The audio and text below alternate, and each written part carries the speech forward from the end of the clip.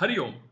Let us now continue this lovely discussion about Jivan Muktihi and Videha Muktihi.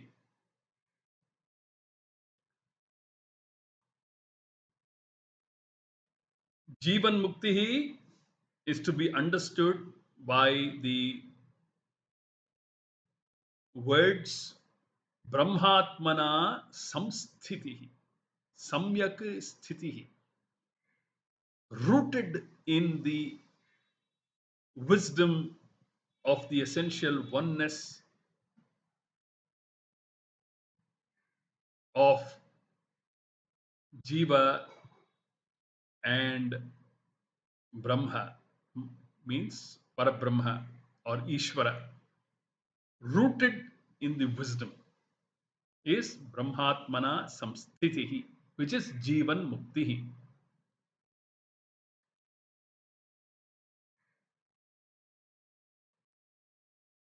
And in this verse, the word Muktihi, Brahmatmana Samsthitihi corresponds to Jivan Muktihi, and the word Muktihi in the fourth line of this verse corresponds to Videha Muktihi.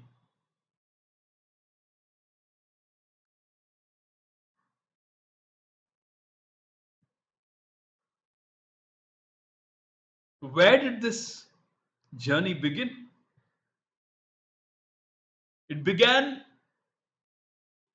with the first few words of the shloka, Jantunam Narajanma Durlabhamataha.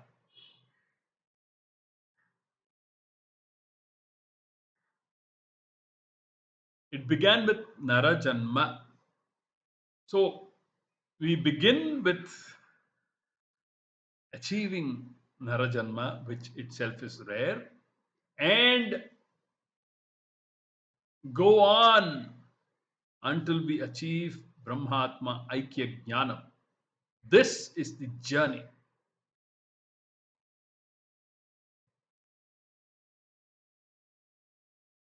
Narajanma can be understood to be the Everest base camp, and Brahman can be understood as reaching the peak of Mount Everest. And we all know, we watch so much about the challenges that mountaineers have to encounter and surmount. Some of them successfully reach the Everest.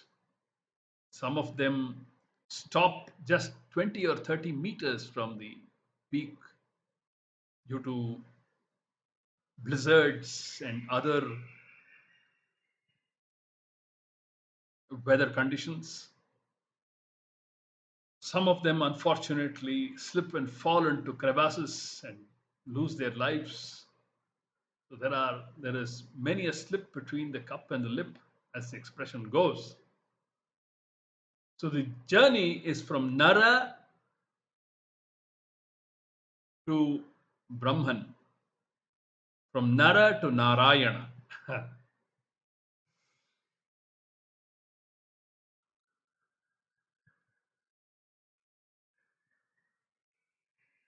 So this journey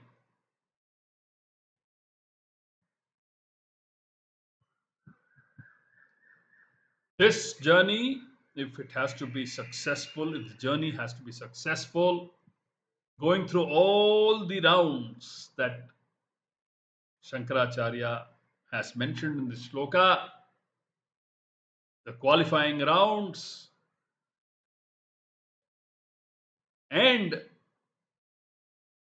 the finals in which we play and in all probability win the trophy,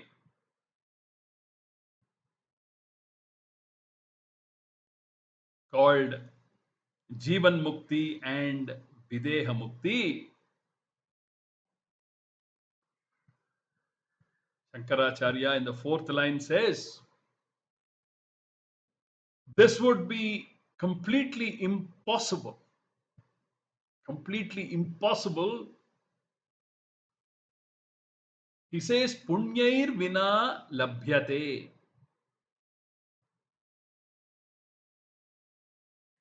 Shankaracharya says, this is impossible without loads and loads of punya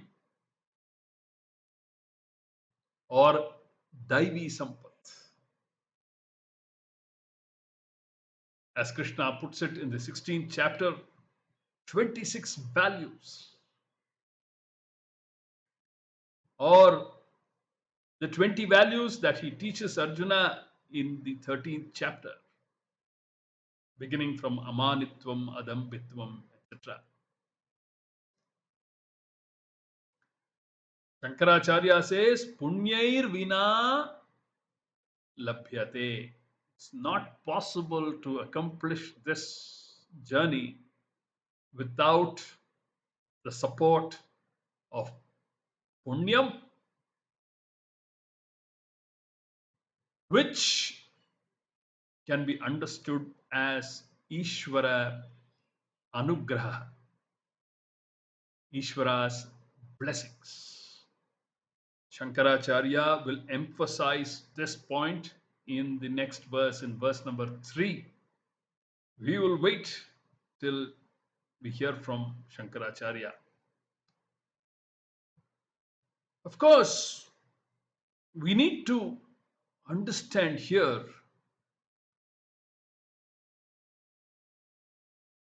that our gurus are not saying that Ishvara Anugraha alone is enough to achieve moksha. No, that's not what is meant over here. Ishvara Anugraha can never replace self-effort. Ishvara Anugraha can never replace self-effort. That is why Swamiji, in one of his earlier sessions in a different context, had talked about 4 different types of blessings or 4 different types of kripas. He spoke about Ishvara kripa, Shastra kripa, Guru kripa, and Atma kripa. Ishvara kripa, because of which we have access to Shastras, and because of Ishvara kripa, we have access to a Sadguru.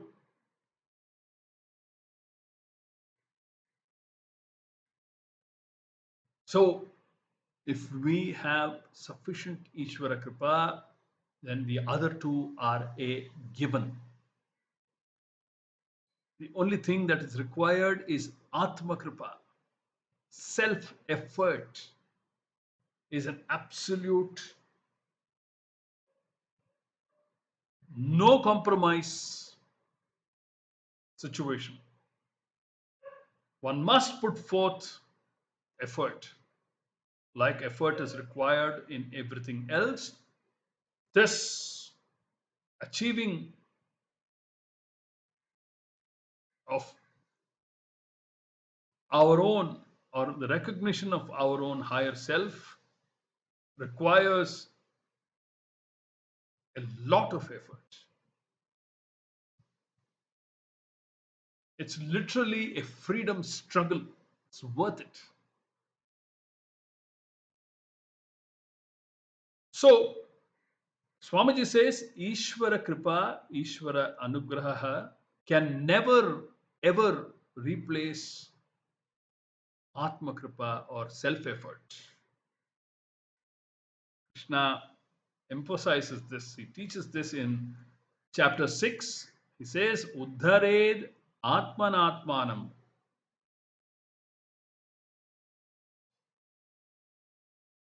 Natmanam avasadayet. Atmaiva hyatmano bandhuhu. Atmaiva ripuratmanaha. Uddhared atmanatmanam. Lift yourself by yourself. Meaning, apply your willpower to lift yourself.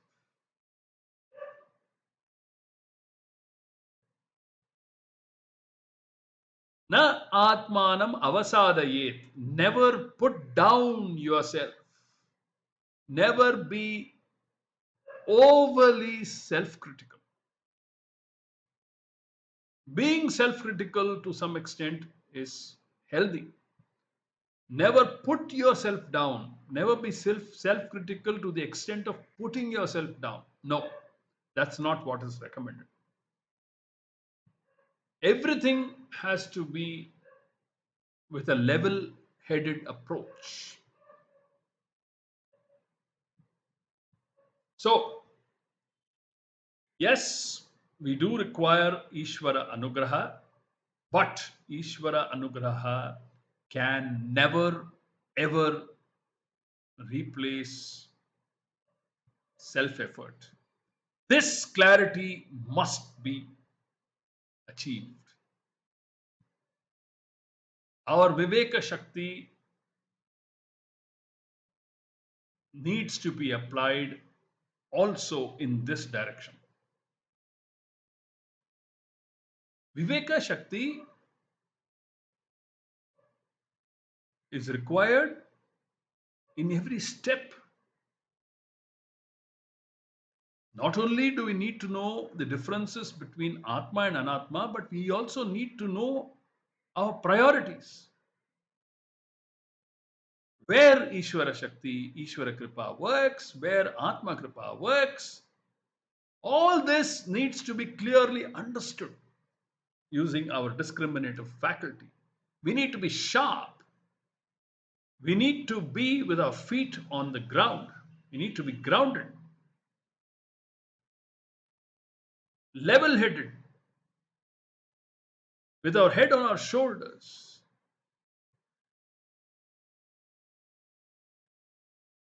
Ishvara Anugraha can act only as a booster.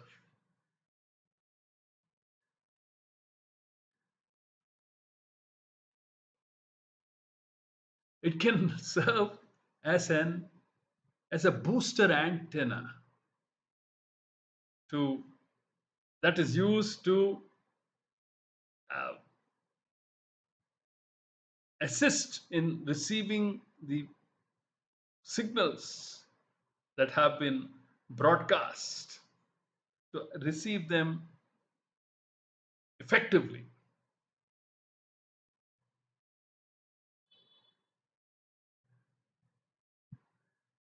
So, if we would like to tune our transistors or radios to a particular station that is difficult to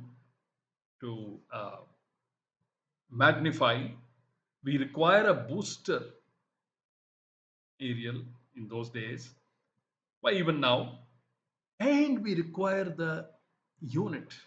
It may be a television or a radio set, a transistor. Both have to go together. Similarly, Purushartha, that is Jiva Prayatana,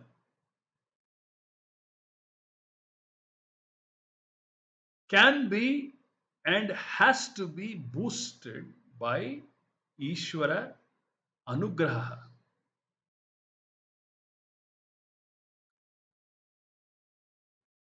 Therefore, effort plus grace, Ishvara's grace, self-effort plus Ishvara's grace, together alone will result in any success, particularly in achieving Jivan Mukti and Videha Mukti.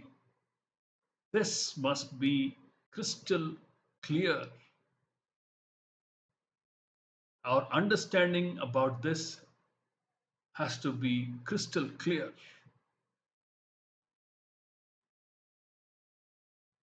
There should not be any moha in this regard.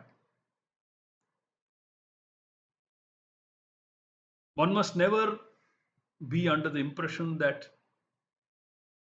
I'll submit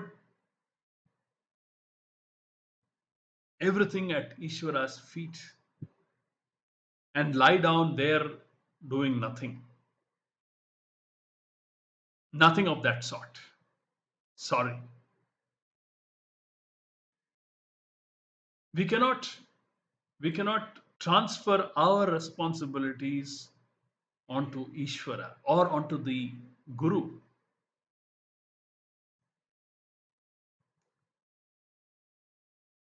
Guru and Ishvara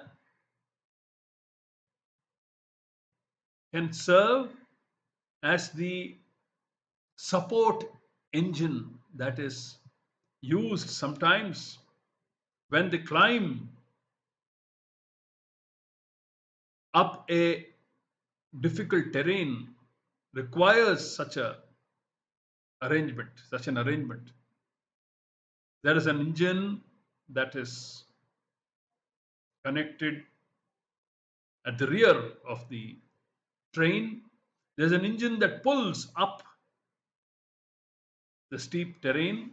Both engines need to work in tandem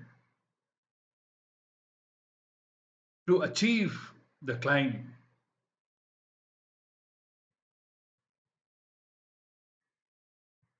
The engine in front has to pull, the engine behind has to push. It is a joint venture, as Swamiji would put it. So, Ishvara Anugraha is important. Jiva Prayatana or Purushartha is as important, if not more important.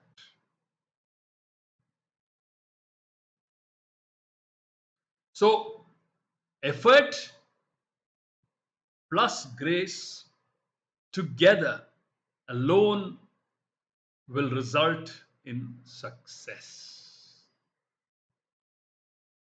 We will look more into this. We have reached the final portions of Shloka number 2. We will look more into this in the upcoming capsule and take our study of the final portions of Shloka number 2 forward. Hari Om. Om Durjana Sajjano Bhuyat Sajjana Shanti Mapnuyad Shanto Muccheta Bandhebhyah Muktaschanyan Vimochayet Sarve Bhavantu Sukhinah Sarve Santu Niramayah Sarve Bhadrani Pashyantu Ma Kaschit Dukkha Bhag Bhavet Om Purnamadah Purnamidam Purnat Purnamudachyate Purnasya Purnamadaya Purnamevavashishyate Om Shanti Shanti Shanti Harihi Om Shri Gurubhyo Namaha Harihi Om